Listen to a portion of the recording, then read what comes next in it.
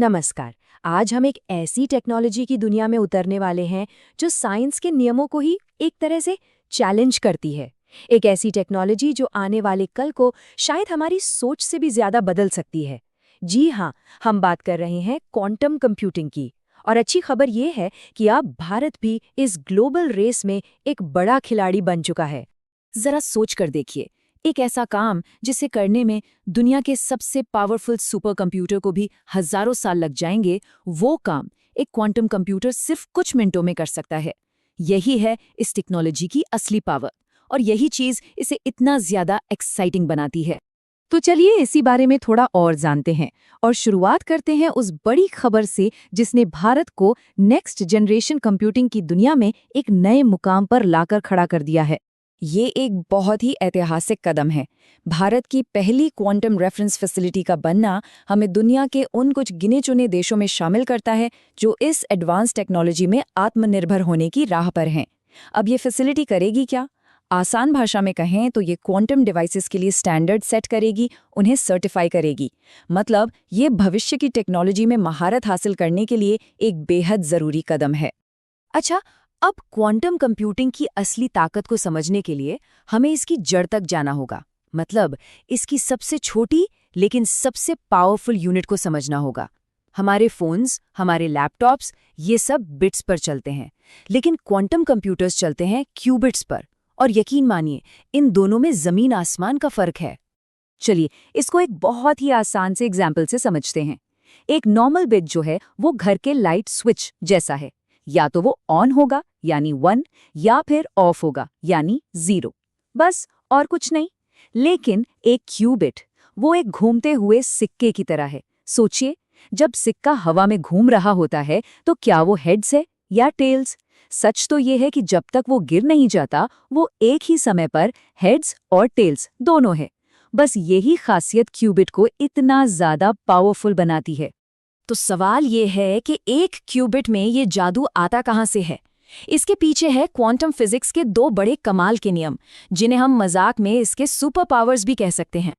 पहला super power है superposition. ये वही घूमते हुए सिक्के वाला आइडिया है। मतलब एक क्यूबिट का एक ही टाइम पर 0 और 1 दोनों होना। इसका फायदा क्या है? देखिए, एक नॉर्मल कंप्यूटर एक बार में एक ही कैलकुलेशन करता है, लेकिन क्वांटम कंप्यूटर वो सुपरपोजिशन की वजह से एक ही बार में लाखों पॉसिबिलिटीज को एक साथ प्रोसेस कर सकता है। दूसरा सुपर पावर तो और भी ज्यादा अजीब और जादुई है। इसे कहते हैं एंटैंगलमेंट। अब इसको ऐसे समझिए, मान लीजिए हमारे पास दो जादुई सिक्के हैं जो किसी तरह एक दूसरे से जुड़े हुए हैं। अब एक सिक्के को हम दिल्ली में उछालते हैं और दूसरे को मान लीजिए न्यूयॉर्क में।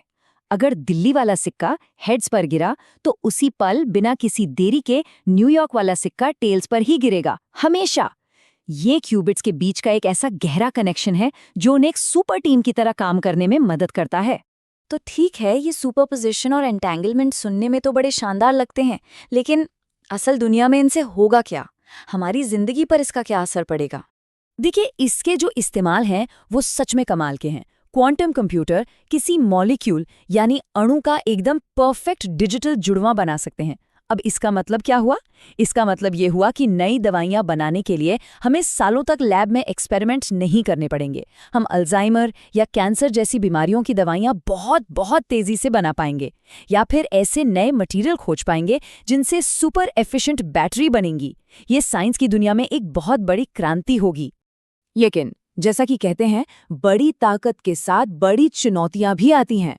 क्वांटम कंप्यूटर बनाना बच्चों का खेल नहीं है। इसके रास्ते में एक बहुत बड़ी मुश्किल खड़ी है, और इस मुश्किल का नाम है डीकोहेरेंस। क्वांटम स्टेट्स मतलब वो घूमते हुए सिक्के वाली हालत, वो साबुन के बुलबुले की तरह होती है, बहुत ही नाजुक। जरा सी भी आहट, हल्का सा वाइब्रेशन या जरा सा टेम्परेचर में बदलाव और ये बुलबुला फूट जाता है। मतलब सारी की सारी कैलकुलेशन 0। इसी नाजुक हालत को दुनिया की हलचल से बचाए रखना ही सबसे बड़ा चैलेंज है। इस चैलेंज का अंदाजा लगाने के लिए बस एक बात जान लीजिए, क्वांटम प्रोसेसर को ठीक से काम करने के लिए ऐसी जगह चाहिए जो आउटर स्पेस से भी ज्यादा ठंडी हो। जी हाँ, अंतरिक्ष से भी ज्यादा ठंडा। अब सोचिए, ऐसा माहौल बनाना और उसे लगातार मेंटेन करना कितना बड़ा इंजीनियरिंग का काम होगा। तो इतनी सारी मुश्किलों के बाद सवाल उठता है कि आगे का रास्ता क्या है? साइंटिस्ट्स आखिर कर क्या रहे हैं इसे हकीकत बनाने के लिए? तो देखिए, रिसर्च कई अलग अलग डायरेक्शंस में एक साथ चल रही है। प्रोसेसर में ज्यादा से ज्यादा क्यूबिट्स जोड़ने की कोशिश हो रही है, उन्हें बाहरी दुनिया की डिस्टर्बेंस से बचाने के लिए बेहतर सिस्टम बनाए जा रहे हैं, और हाँ, गलतियों को ठीक करने के लिए स्मार्ट सॉफ्टवेयर्स भी डेवलप हो रहे हैं। इन सब कोशिशों का एक ही मकसद है, क्वांटम एडवांटेज तक पहुंचना। ये वो पॉइंट है जब एक क्वांटम कंप्यूटर किसी खास काम को दुनिया के सबसे तेज सुपर कंप्यूटर से भी बेहतर तरीके से करके दिखा देगा। तो कुल मिलाकर बात यह है कि क्वांटम कंप्यूटिंग सिर्फ एक फास्ट कंप्यूटर नहीं है। नहीं, ये प्रॉब्लम सॉल्व करने का, दुनिया को देखने का एक बिल्कुल नया नजरिया है। भारत का इस रेस में शामिल होना एक बहुत बड़ा कदम है जो हमें भविष्य के लिए तैयार करता है। और आखिर में यह हमें एक बहुत बड़े सवाल के साथ छोड़ जाता है। जब ये टेक्नोलॉजी पूरी तरह से काम करने लगेगी तो हमारी दुनिया कितनी बदल जाएगी। दवा, फिनेंस, मटेरियल साइंस और न जाने ऐसे कितने ही फील्ड्स में जिनके बारे में शायद आज हम सोच भी नहीं सकते।